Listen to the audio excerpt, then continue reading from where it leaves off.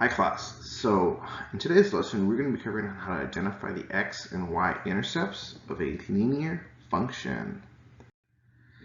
So the x and y intercepts. So at the point at which the graph intersects the x-axis is called the x-intercept. So if I'm looking at this x-axis, when it crosses here, this is our x-intercept. When and where the graph crosses the y-axis will be our y-intercept. So for this x-intercept, we see it at -3, 0. And our y-intercept is at 0, 4. Okay. Y-intercepts we've already been using here in the past. We use that a lot when we're graphing in y-intercept form. X-intercepts, we're going to take that a step further, guys, and those x-intercepts are also going to be known as our roots, our zeros, or our solutions.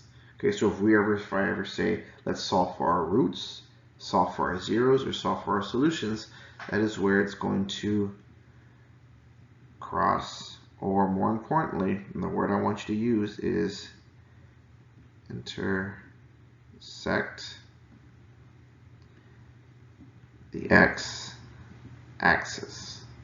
Okay. For finding our intercepts, we're first going to want to set the y value equal to 0. So again, this is when we're solving x-intercepts. Step 1 is set y equal to 0. You are then going to solve for x. And then you're going to want to set as a point. And that point we already know will be with y being 0. So we need to solve for this x value. For our y-intercept, we're going to be doing the same thing, but this time we're going to set x equal to 0. We're going to solve for y. And we're going to set as a point. But in this case, our point, we know that if we're setting the 0 in for x, then we're going to have to solve for that y value. So let's go ahead and do a couple of practice problems. Looking at this function here, y equals 5x minus 1. If I want to solve for my x-intercept, the first thing that I'm going to do is I'm going to set y equal to 0. So what does that look like? So if I have my equation y equals 5x minus 1, and I set y in for 0, I'm going to substitute 0 in for y. Okay. Step 2, we said, is to solve for x. So I want x by himself. So when I want x by himself, okay, I need to get rid of this 1, or this minus 1, so I'm going to add 1 to both sides. So 0 plus 1 is 1 equals 5x.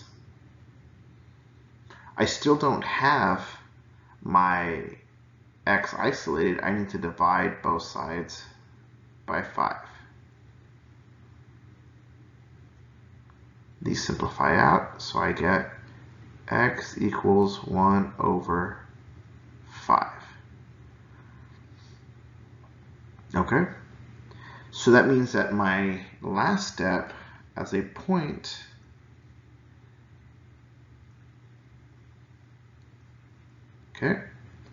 of my x and my y, I know that x is 1 over 5 and my y is 0. So when I graph that, I know 1 over 5 is a super tiny number. It's less than 1 but greater than 0, so we're going to put a point right here.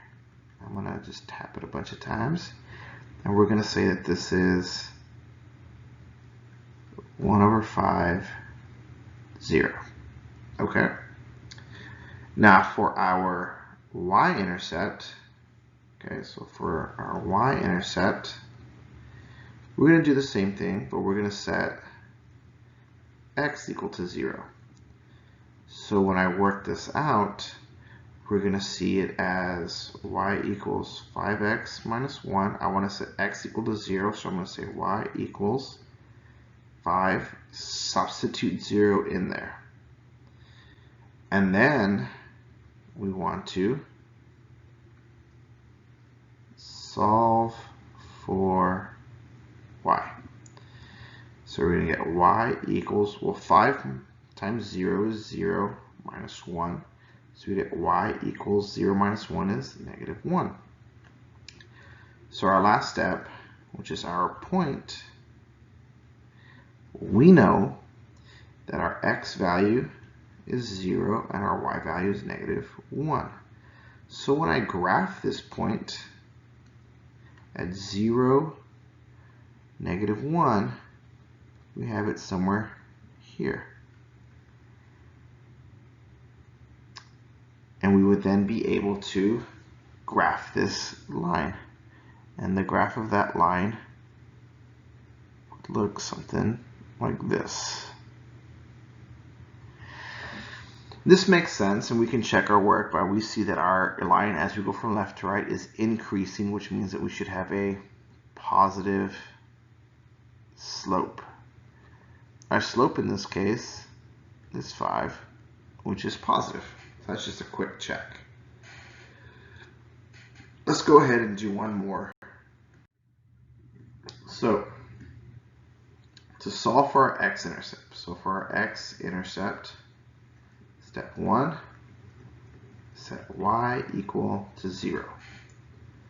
So with our equation, y equals negative 6 over 5x plus 2. When I set y equal to 0, we get negative 6 over 5x plus 2. Next step, solve for x. So when I solve for x, I'm going to want to subtract 2 from both sides. So I get negative 2 equals negative 6 over 5x. When I want to isolate x by itself, I need to do the opposite operation of dividing by 5, which is multiplying both sides by 5. So I'm going to get negative 10 equals negative 6x, because this 5 in the denominator and this 5 that we multiplied simplify out. My last step to get x by himself is I need to divide both sides by negative 6, because I want to isolate that x. So when we do that, we know that negative 10 divided by negative 6 can simplify down to negative 5 over 4.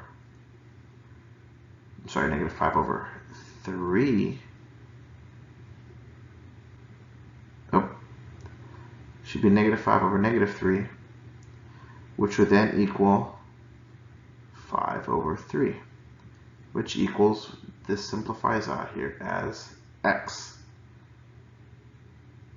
So our last step is we set up our point.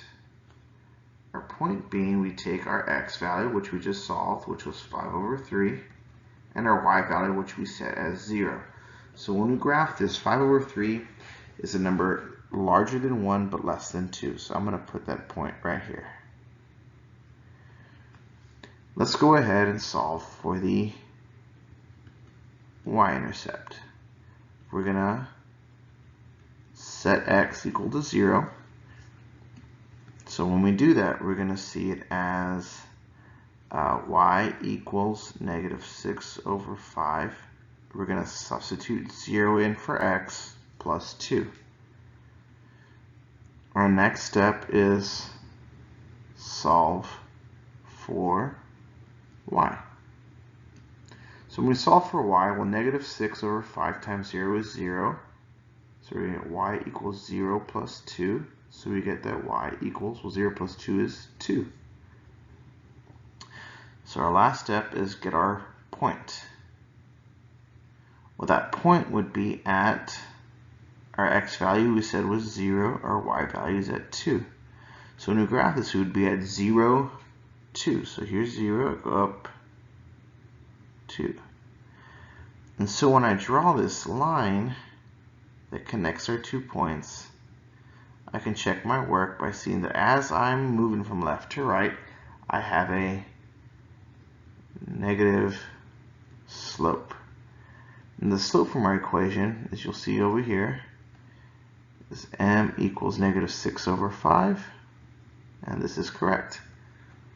We're going to go ahead and explore and do more practice problems like these in tomorrow's lesson. Thank you guys.